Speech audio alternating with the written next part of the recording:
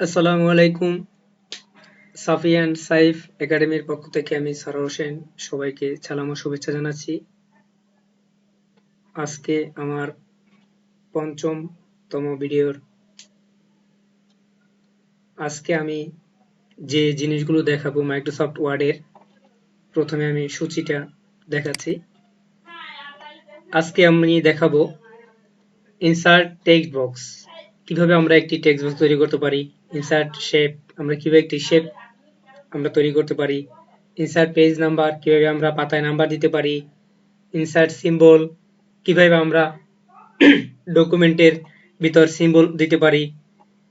Page break, কিভাবে আমরা page breaking করতে পারি। ইনসার্ট কলাম, কিভাবে আমরা কলাম তৈরি করতে পারি। ইনসার্ট হেডার এন্ড ফুটার, কিভাবে আমরা পেজে হেডার এন্ড ফুটার দিতে পারি। ইনসার্ট ওয়ার্ড আর্ট, কিভাবে ওয়ার্ড আর্ট তৈরি করতে পারি। ইনসার্ট লাইন, কিভাবে একটা লাইন তৈরি করতে পারি। ইনসার্ট টেবিল, কিভাবে আমরা টেবিল তৈরি করতে পারি। ইনসার্ট রো, কিভাবে আমরা রো এবং কলাম তৈরি করতে পারি। ডিলিট রো এন্ড কলাম, কিভাবে আমরা রো এবং কলাম মুছতে পারি। তো আমরা এই কাজগুলো করার জন্য প্রথমে আমাকে যেতে হবে মাইক্রোসফট ওয়ার্ডে। তো আমরা শুরুতে যাচ্ছি মাইক্রোসফট ওয়ার্ডে। মাইক্রোসফট ওয়ার্ডে যাওয়ার জন্য আমাকে উইন্ডো লোগো যেখানে স্টার্ট লেখা আছে এখানে ক্লিক করব। এরপরে আমরা প্রোগ্রাম থেকে মাইক্রোসফট অফিস ফোল্ডারে যাব। এরপরে মাইক্রোসফট অফিস ওয়ার্ড 2007 এর উপর ক্লিক করব। তো সেক্ষেত্রে আমাদের মাইক্রোসফট ওয়ার্ড চলে আসছে। এখন আমরা প্রথম যে কাজটি আমরা শিখব ইনসার্ট টেক্সট বক্স। তো কিভাবে আমরা ডকুমেন্টের ভিতরে একটা টেক্সট বক্স তৈরি করব। এই টেক্সট বক্সটি কোন কাজে লাগে? এই টেক্সট বক্সটি আমরা যখন একটা বায়োডাটা তৈরি করি তখন ডান পাশে ছবি লাগানোর একটা জায়গা করে রাখি যেখানে ছবিটা লাগানো হবে। তো সেই জায়গাটা করার জন্যই একটা টেক্সট বক্স তৈরি করতে হয়। তো সেই টেক্সট বক্স তৈরি করার জন্য আমাকে প্রথমে যেতে হবে ইনসার্টে। ইনসার্ট থেকে আমাকে যেতে হবে শেপ। শেপ থেকে আমাকে যেতে হবে টেক্সট বক্স। টেক্সট বক্সের উপর আমরা ক্লিক করব। ক্লিক করার পরে আমরা দেখতে পাচ্ছি যে আমাদের মাউসটি একটি প্লাস চিহ্নিত ধারণ করেছে। এরপরে আমরা ডকুমেন্টের যে জায়গাতে আমরা বক্সটি তৈরি করব টেক্সট বক্সটি, আমরা সেখানে মাউস ক্লিক করে আমরা নিচের দিকে অথবা ডানে আমরা টান দিব। এটাকে বলে ড্র্যাগিং, মাউস ড্র্যাগ করা। তো আমরা এভাবে আমার প্রয়োজন যতটুকু আমার বক্স তৈরি করার দরকার ততটুকু আমরা টেনে এরপরে ছেড়ে দেব মাউস। তো ছেড়ে দিলে আমি দেখতে পাচ্ছি একটা বক্স তৈরি হয়ে গেছে। এটাকে বলে টেক্সট বক্স, অর্থাৎ বক্স আছে এবং টেক্সট করতে পারি আমরা, এর জন্য বলা হয় টেক্সট বক্স, অর্থাৎ বক্স তৈরি করে লেখার জন্য। তো আমরা টেক্সট বক্সের ভেতর আমি এখন লিখলাম পিকচার, অর্থাৎ এখানে আমরা একটা ছবি লাগাবো প্রিন্ট করে। তো সেক্ষেত্রে আমরা পিকচার লিখলাম। আমি লেখাটা একটু নিচের দিকে নিয়ে আসি, ইন্টার কি প্রেস করে নিচের দিকে নিয়ে আসি। আমরা যদি লেখাটাকে সেন্টার করতে চাই সেক্ষেত্রে আমরা হোম থেকে আমরা সেন্টারে ক্লিক করব।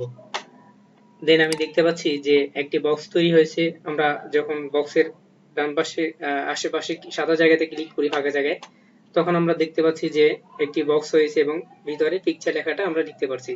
এখানে আমরা ছবিটা পেস্ট করবো। এটা হলো টেক্সট বক্সের কাজ এবং টেক্সট বক্স তৈরি করলাম আমরা।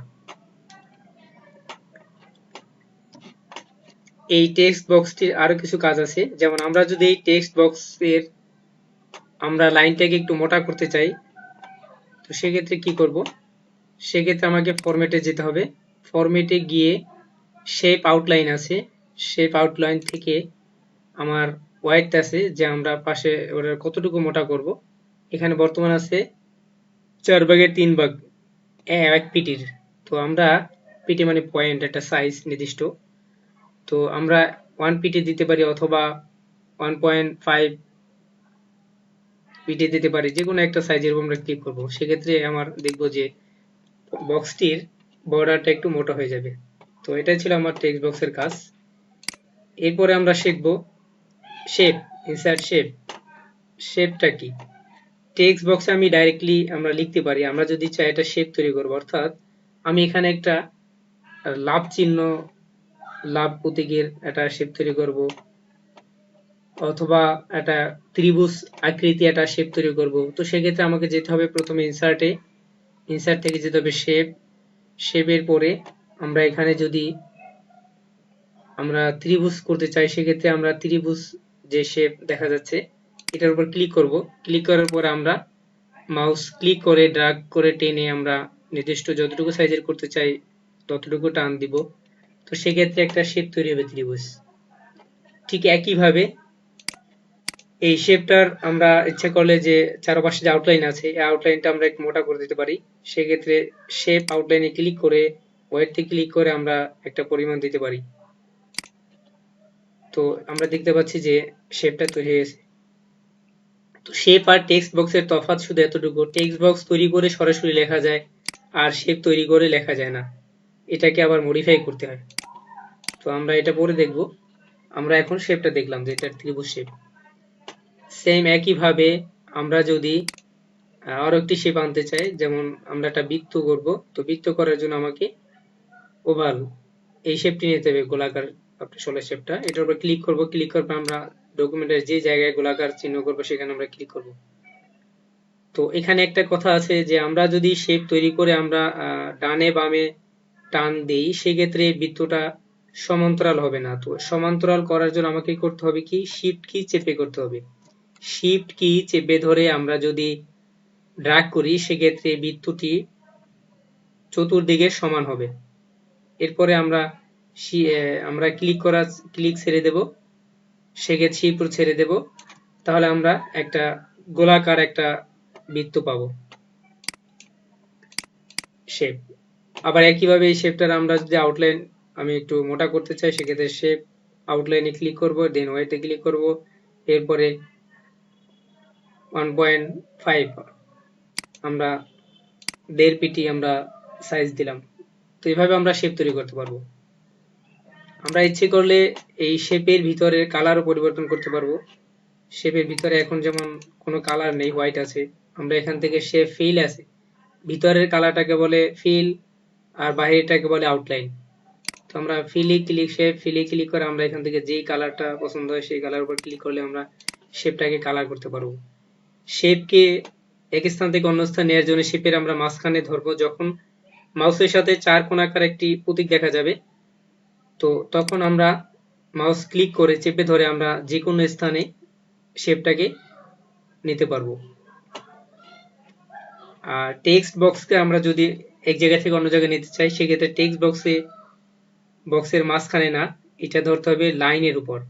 টেক্সট বক্সের যে আউটলাইন আছে আউটলাইনের উপর নিলে মাউসের যখন চার কোণাকার সিম্বল দেখাবে তখন আমরা ক্লিক করে আমরা চেপে যে কোনো জায়গার টেক্সট বক্সকে নিতে পারি। তো পরে আমার কাজ আছে ইনসার্ট পেজ নাম্বার। তো আমরা কিভাবে পেজ নাম্বার দিতে পারি পেজে। আমি দেখতে পাচ্ছি যে এখানে আমার একটা পেজ আছে, আমি ইচ্ছা করে আরো কিছু পেজ তৈরি করি। তো আমি এখানে দেখতে পাচ্ছি এখানে টোটাল 8টি পেজ আছে। তো 8টি পেজে আমি কিভাবে অটোমেটিক নাম্বার দেব। তো 8টি পেজে 1 থেকে 8 পর্যন্ত অটোমেটিক নাম্বার হবে, এবং পরবর্তীতে যদি আমার এই ডকুমেন্টে আরো পেজ বাড়ে সেক্ষেত্রে আরো পেজ নাম্বার অটোমেটিক দিয়ে যাবে কম্পিউটার। তো এটা করার জন্য আমাকে যেতে হবে ইনসার্ট থেকে আমাকে যেতে হবে পেজ নাম্বার থেকে আমাকে পছন্দ করতে হবে নাম্বারটা আমি কোথায় দেব, উপরে দেব না নিচে দেব। তো top of page header, top of page অর্থাৎ পাতার উপরে, বটম অফ পেজ অর্থাৎ পাতার নিচে। তো উপরে আমি যদি চয়েস করি যে উপরে দেব, উপরে আবার কয়েকটা জায়গা আছে, উপরে বাম পাশে আছে, মাঝখানে আছে, ডান পাশে আছে। এখান থেকে আমি যেখানে নাম্বারটা দিতে চাই আমরা সেখানে ক্লিক করব। আমি মনে করলাম যে আমি ডান পাশে নাম্বার দেবো, সেক্ষেত্রে আমরা এখানে ক্লিক করব উপরে। তো সেক্ষেত্রে আমরা দেখছি আমরা এখন বর্তমানে 6 নম্বর পাতায় আছি, তো সেক্ষেত্রে নাম্বার 6 চলে আসছে অটোমেটিক। তো এখানে আমরা এখান থেকে বের হওয়ার জন্য ক্লোজ হেডার ফুটার ক্লিক করলে আমার এই বক্সটি চলে যাবে এবং নাম্বারটি করে যাবে, এবং আমরা পরবর্তী উপরে আমরা পাতায় যাব, আমরা দেখব 5 আসছে, পরের পাতায় 4 আসছে, এরপরে 2 আসছে, এরপর 1 আসছে। এভাবে যতগুলো পাতা আমরা তৈরি করব কম্পিউটার অটোমেটিক নাম্বার দিয়ে যাবে। এটা হলো পেজ নাম্বারের কাজ।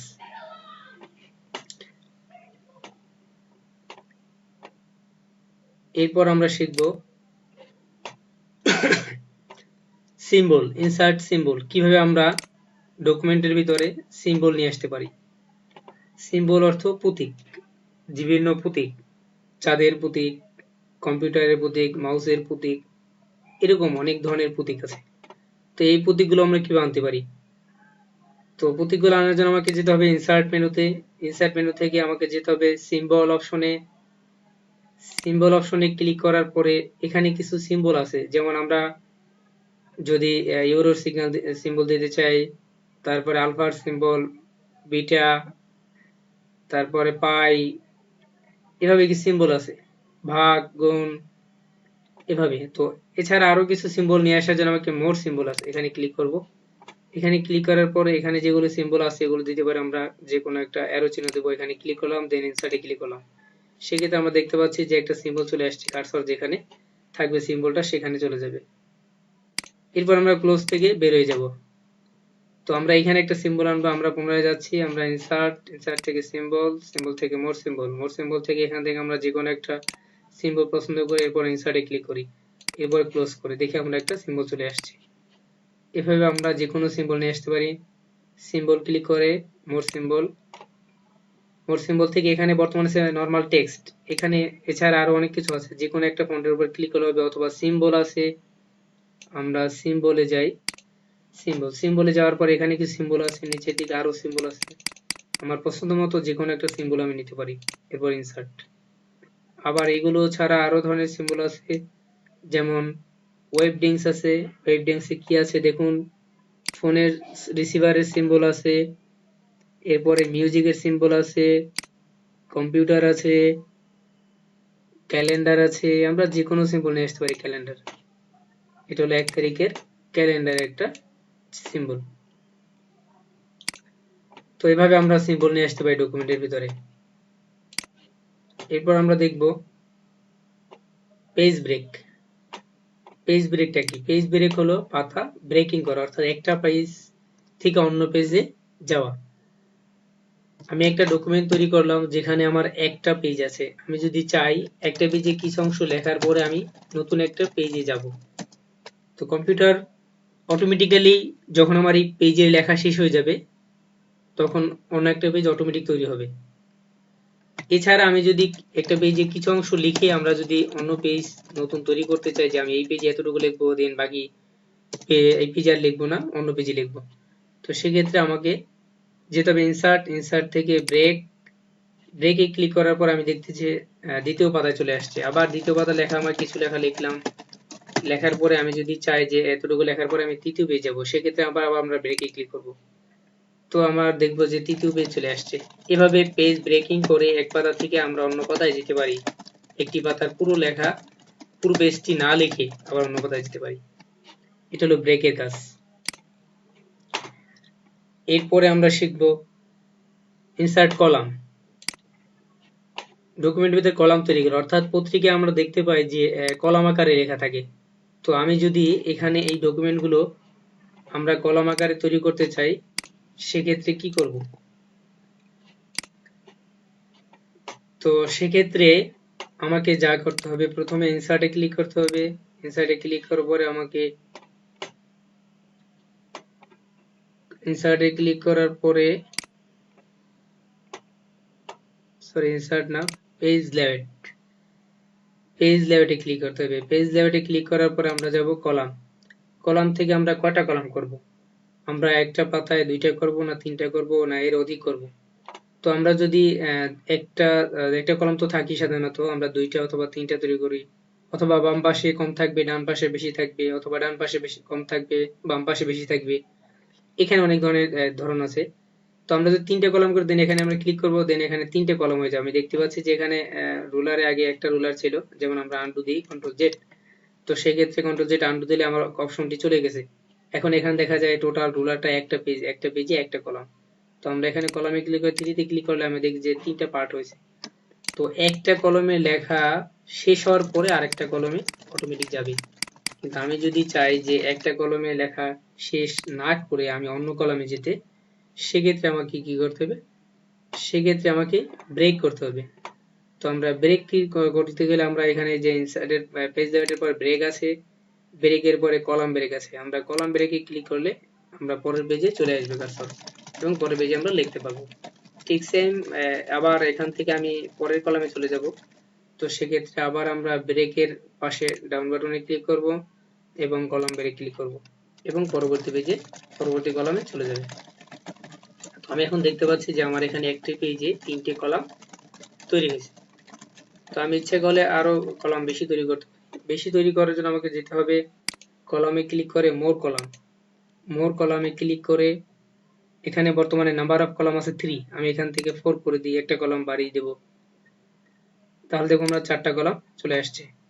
এখন এক কলাম থেকে আরেক কলামের দূরত্ব আমি দেখতে পাচ্ছি যে বেশি হয়ে গেছে, যার ফলে লেখা আমি কম লিখতে পারছি। তো এই দূরত্বটা কমিয়ে দেব। এই দূরত্ব কমানোর জন্য আমাকে কলামে যেতে হবে, মোর কলামে যেতে হবে। এরপর এখানে লেখা আছে স্পেসিং, স্পেসিং এখন 0.5 আছে, আমরা একটু কমিয়ে দিই, 0.2 করে দিই, ওকেতে ক্লিক করি। তাহলে আমরা এখন দেখতে পাবো যে এক কলাম থেকে অন্য কলামে লেখা দূরত্ব কমে যাবে। আমরা দেখতে পাচ্ছি যে একটা কলামে একটা কলাম এখন খুবই কাছাকাছি। তো এটা হলো কলাম তৈরি। তো আমি যদি আবার এটাকে এক কলামে তৈরি করতে চাই সেক্ষেত্রে কি করব? তো এক কলামে তৈরি করার জন্য আবার আমাকে পেজ লেআউটে যেতে হবে, পেজ লেআউট থেকে কলামে যেতে হবে, কলাম থেকে ওয়ান কলামে যেতে হবে। তো যেহেতু এখানে কলাম কলাম আকারে ছিল, ব্রেকিং করে আমরা কলাম করেছি, তো এখন যেহেতু কলাম নাই সেক্ষেত্রে ও পেজ ব্রেক করে দিয়েছে। তো আমরা দেখতে পাচ্ছি যে এই পেজে একটা লেখা, সেকেন্ড পেজে আরেকটা লেখা, থার্ড পেজে আরেকটা লেখা। যখন কলামটাকে ওয়ান কলাম করে দিলাম তখন ওয়ান কলামকে একটা পেজ হিসেবে নিয়ে নিয়েছে। তো 3 কলামে লেখাটা দিয়ে দিছে। তো এটা ছিল কলামের কাজ। এরপর আমরা যাব ইনসার্ট হেডার এন্ড ফুটার। তো হেডার এন্ড ফুটার কি? হেডার অর্থ উপরে, ফুটার অর্থ নিচে। অর্থাৎ পাতার উপরে নির্দিষ্ট কিছু লিখে রাখতে চাইলে যে এই লেখাটা প্রত্যেকটা পাতায় একই ধরনের লেখা হবে। যেমন আমরা যদি ডিজিটাল প্যাড করতে চাই, আমরা জানি যে একটি প্যাডের বইতে প্রত্যেকটা একটা কোম্পানি লেটার হেড যে প্যাড থাকে সেখানে যে একটা 500 বা 100 পাতার একটা প্যাড থাকে, তো প্রত্যেকটা পাতারই কি উপরে একই লেখা থাকে, একটা কোম্পানির নাম থাকে। তো আমি এখানে 5টা পেজ আছে, আমি যদি চাই যে এখানে আমার কোম্পানির নামটা লিখে রাখবো 5টা পেজ একটা জায়গায় লিখবো, 5টা পেজ অটোমেটিক হয়ে যাবে। তো সেটা কিভাবে করব? তো সেক্ষেত্রে আমাকে যেতে হবে হেডার এন্ড ফুটারে আমাকে যাওয়ার জন্য যেতে হবে ইনসার্ট মেনুতে। ইনসার্ট মেনু থেকে আমাকে যেতে হবে হেডারে, যেহেতু আমরা উপরে লিখবো এবং উপরে লেখার জন্য আমাকে ব্ল্যাঙ্ক একটা হেডার পরে জায়গা নিতে হবে। অথবা এখানে কিছু স্টাইল আছে, যেমন 3 কলামে লিখবো কিনা বা 1 কলামে লিখবো কিনা, আন্ডারলাইন থাকবে, এখানে রাইট সাইডে লিখবো কিনা। তো আমরা ব্ল্যাঙ্ক দেবো, আমি নিজের ইচ্ছে মতো লিখবো।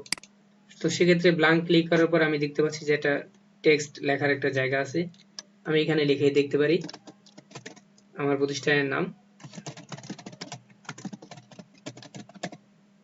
সাফিয়ান সাইফ একাডেমি। তো আমি এখন এই লেখাটাকে যদি মাঝখানে নিতে চাই সেক্ষেত্রে আমরা হোমে ক্লিক করে আমরা মাঝখানে নিয়ে নেব। এরপরে আমরা যদি লেখাটাকে বড় করতে চাই সেক্ষেত্রে লেখাটাকে প্রথম সিলেক্ট করব, সিলেক্ট করে আমরা এখানে ফন্ট সাইজ আছে, ফন্ট সাইজে আমরা পছন্দ মতো যে কোনো একটা সাইজের উপর ক্লিক করব। আমরা যদি এটাকে কালার করতে চাই সেক্ষেত্রে এখানে ফন্ট কালার আছে, ফন্ট কালার এখানে ড্রপ ডাউন বাটনে ক্লিক করে আমরা যে কোনো একটা কালার পছন্দ করতে পারি। তো এরপর আমরা হেডার এন্ড ফুটার লেখা শেষ, আমরা এখান থেকে বেরিয়ে যাব। সেক্ষেত্রে আমরা ডিজাইনে যাব, ডিজাইনে যাওয়ার পরে close header and footer click করার পর আমরা দেখতে পাচ্ছি যে উপরে আমার প্রতিষ্ঠানের নামটা লেখা চলে আসছে। এবং আমরা পরবর্তী যদি পাতায় আমরা যাই সেক্ষেত্রে আমরা দেখব যে পরবর্তী পাতায় অটোমেটিক চলে গেছে। তো এইভাবে যতগুলো পাতা হবে এই ফাইলের মধ্যে প্রত্যেকটা পাতারই উপরে এই প্রতিষ্ঠানের নামটা অটোমেটিক চলে যাবে। এটা হলো হেডার এন্ড ফুটারের কাজ, যে ডকুমেন্টের ভিতর কোনো একটি লেখা প্রত্যেকটা পাতায় যদি অটোমেটিক লিখে নিতে চাই সেক্ষেত্রে কি করতে হবে, আমাকে একটা জায়গায় লিখবো, সবগুলো পাতা অটোমেটিক চলে যাবে। এটা header and footer.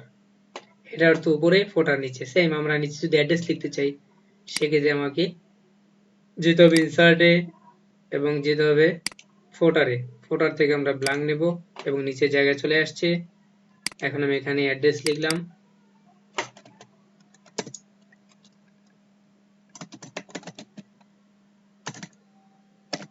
House number 41।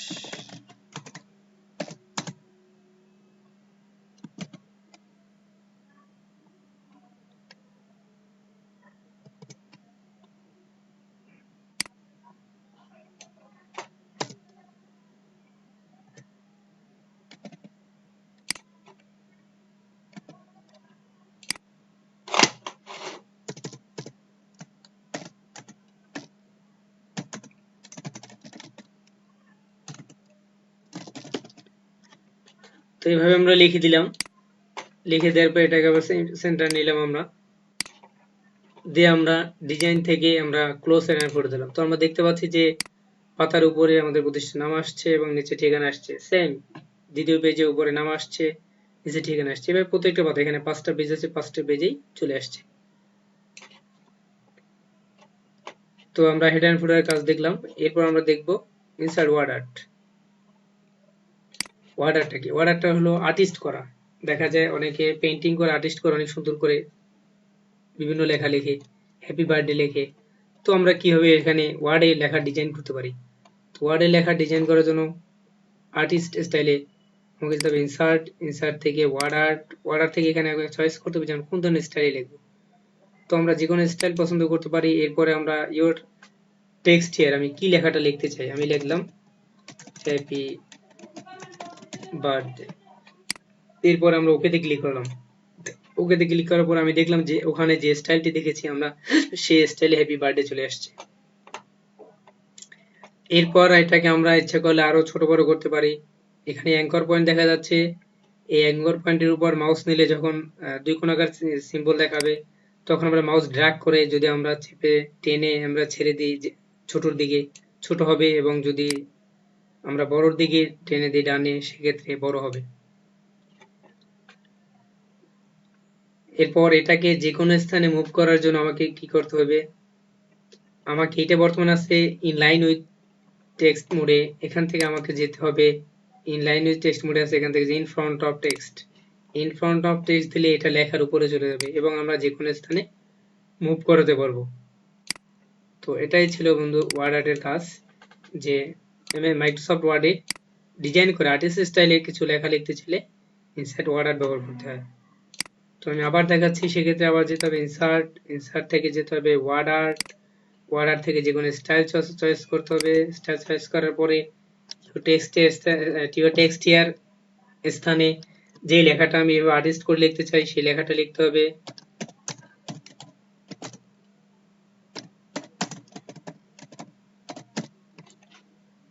এরপরে ওকেতে ক্লিক করতে হবে, তাহলে আমার এই লেখাটি চলে আসবে। এবং লেখাটাকে ছোট বড় করতে হলে অ্যাঙ্কর পয়েন্ট আমি দেখতে পাচ্ছি যে কোন দিকে ছোট করবো। আমরা চ্যাপটা ছোট করবো, সেক্ষেত্রে উপর থেকে আমরা নিচে দিকে টানবো। যদি আমি পাশের দিকে ছোট করতে চাই, সেক্ষেত্রে আমরা এই পাশে ক্লিক করে চাপে ধরে আমরা নিচে দিকে নিয়ে আসবো। আর লেখাটাকে যে কোনো স্থানে মুভ করার জন্য এটার একটা অ্যালাইনমেন্ট চেঞ্জ করতে হবে। তো সেক্ষেত্রে টেক্সট ওয়ার্পিং যেতে হবে, টেক্সট ওয়ার্পিং থেকে ইন ফ্রন্ট অফ টেক্সটে যেতে হবে। ইন ফ্রন্ট অফ টেক্সটে যাওয়ার পরে নরমাল টেক্সটের উপরে চলে যাবে এবং আমরা যে কোনো জায়গায় মুভ করতে পারবো। যদি এই লেখাটা মুছতে চাই, সেক্ষেত্রে লেখার উপর ক্লিক করে আমরা ডিলিট কি প্রেস করব, সেক্ষেত্রে লেখাটা মুছে যাবে। সেম আমি এই লেখাটার উপর যখন 4 কোণাকার বক্স আসবে তখন ক্লিক করব, ক্লিক করার পরে যখন অ্যাঙ্কর পয়েন্ট আসবে তখন বুঝতে পারি সিলেক্ট আছে, এরপর আমরা ডিলিট কি চাপ দিলে এটা মুছে যাবে। এরপর আমরা শিখবো ইনসার্ট লাইন, কিভাবে একটি লাইন তৈরি করতে পারি। অর্থাৎ আমরা দেখি যে যখন কোম্পানি লেটার হেড প্যাড তৈরি করে তখন নিচে একটা আন্ডারলাইন থাকে, তো সেই আন্ডারলাইনটা আমরা কিভাবে দিতে পারি। দেওয়ার জন্য আমাকে ইনসার্টে যেতে হবে, ইনসার্ট থেকে শেপ, শেপ থেকে লাইন, লাইনে ক্লিক করে মাউস ক্লিক করে আমরা চেপে ধরে ড্র্যাগ করে আমরা টান দেব। তো দেখা যায় অনেক সময় এরকম টান দিতে গেলে একটু বাঁকা হতে পারে, আমরা এই জন্য শিপ চেপে ধরবো, শিপ চেপে আমরা টান দেব, সেক্ষেত্রে সোজা হবে। সেম যদি আমরা পুরোটা আর একটু বড় করবো, আমরা এখানে ধরে শিপ চেপে ধরে টান দেব এবং লেখাটা একদম সোজা হবে। এরপরে বাইরে ক্লিক করে লেখাটা লাইনটা ফিক্সড হয়ে যাবে। আবার যদি আমি লাইনটাকে একটু মুভ করতে চাই, সেক্ষেত্রে লাইনের উপরে ক্লিক করব, ক্লিক করার পরে 4 কোণাকার বক্স আসবে, তখন চেপে ধরে আমরা যে কোন জায়গায় মুভ করতে হবে লাইনটাকে। আমরা যদি লাইনটাকে একটু মোটা করতে চাই, সেক্ষেত্রে আমাকে ফরম্যাটে যেতে হবে, ফরম্যাট থেকে শেপ আউটলাইন, শেপ আউটলাইন থেকে হোয়াইট, হোয়াইট থেকে আমরা যে কোনো একটা সাইজের উপর ক্লিক করতে হবে, সেক্ষেত্রে লাইনটা মোটা হয়ে যাবে। আমরা লাইনটা কালারও করতে পারি, ইচ্ছে করলে শেপ আউটলাইন থেকে এখানে যে কোনো কালার চয়েস করতে পারি, সেই কালারের উপর ক্লিক করব, সেক্ষেত্রে কালার হয়ে যাবে। এরপর আমরা শিখবো ইনসার্ট টেবিল, কিভাবে একটি টেবিল তৈরি করতে হবে আমরা। তো ডকুমেন্টের ভিতর আমরা যদি টেবিল করতে চাই, সেক্ষেত্রে অবশ্যই যে কোনো লেখার নিচেই করতে হবে। তো কার্সরকে লেখার নিচে রাখতে হবে, নিচে রাখার পরে আমাকে যেতে হবে ইনসার্ট, ইনসার্ট থেকে যেতে হবে টেবিল, টেবিল থেকে আমাকে যেতে হবে ইনসার্ট টেবিল, ইনসার্ট টেবিল থেকে আমাকে প্রথমে চিন্তা করতে হবে যে আমি কয়টা কলাম কয়টা রো নিয়ে টেবিল করব। লম্বালম্বি যে ঘরগুলো থাকে সেগুলোকে বলে কলাম, আর আড়াআড়ি যে ঘরগুলো থাকে সেগুলোকে রো। আমি বললাম যে 5টা কলাম এবং 5টা রো নিয়ে আমি একটা টেবিল তৈরি করব। দেন আমরা ওকেতে ক্লিক করব। তাহলে আমরা দেখব যে 5টা রো, 1 2 3 4 5, এই 5টা রো নিয়ে তৈরি হয়েছে। আর 5টা কলাম, 1 2 3 4 5। তো লম্বালম্বি ঘরগুলোকে বলে কলাম, আর আড়াআড়ি ঘরগুলোকে বলে রো। আমরা 5টা কলাম 5টা রো নিয়ে একটি টেবিল তৈরি করেছি। এখন এখান থেকে আমি যদি চাই যে আমার আর একটা কলাম দরকার, সেক্ষেত্রে কি করব? আমরা আরেকটি বা দুইটি, যে কয়টি কলাম আমরা বাড়াতে চাই সেই কয়টি কলাম সিলেক্ট করতে হবে। কলাম সিলেক্ট করার জন্য কলামের উপরে মাউস নিলে যখন দেখবো নিচের দিকে একটা ডাউন বাটন দেখাচ্ছে তীরের মতো, তো সেখানে আমরা ক্লিক করব। ক্লিক করার পর এটা সিলেক্ট হয়ে যাবে। সিলেক্ট হওয়ার পরে আমরা যাব লেআউটে, লেআউট থেকে আমরা যাব ইনসার্ট।